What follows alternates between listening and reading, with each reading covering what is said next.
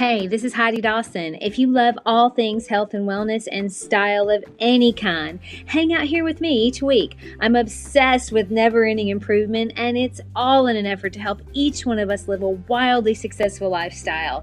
Subscribe today so you don't miss a thing. Hi guys, welcome to episode 149 of the Wildly Successful Lifestyle Podcast. So food has been on my mind a lot lately. It's really because of my food allergies. Now, I know food is a big topic for so many people because it's super easy to put on weight anymore and so hard to take it off.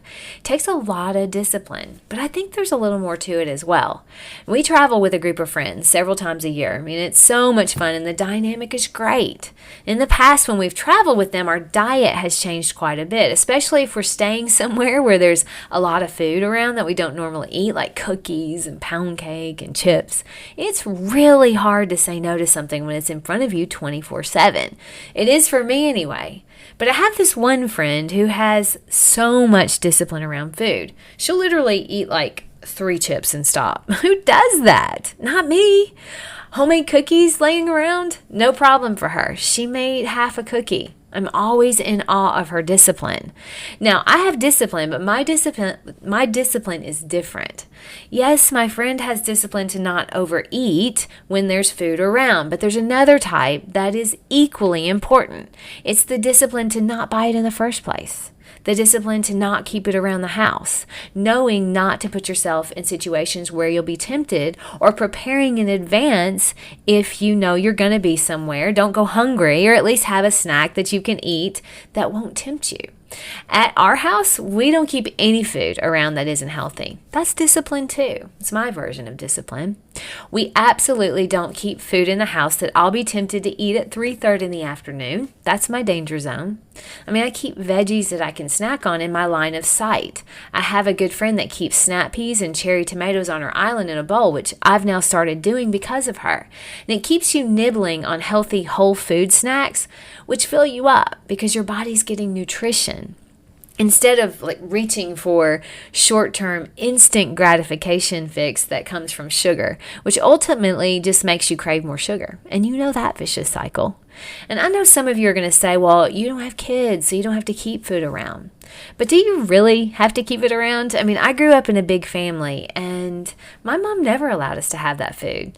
Coke was a treat we got when we went out to dinner, which wasn't often. Cookies were a treat we made on a snow day or had on special occasions. Now, along that line of thought, if that just simply doesn't work for you, then perhaps pick a few treats for the kids that don't tempt you at all. That works for me as well. When I buy treats for my nieces and nephews, and I know I'm going to be around it, I buy something that they'll like, but I don't. So maybe gummy bears or something like that. It's just something that I've decided that I'll do. I was listening to Scott Adams recently, the Dilbert cartoon creator.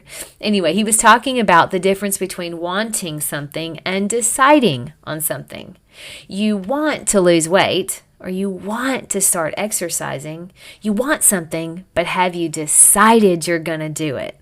There's a mindset difference there. It even sounds different when you say it.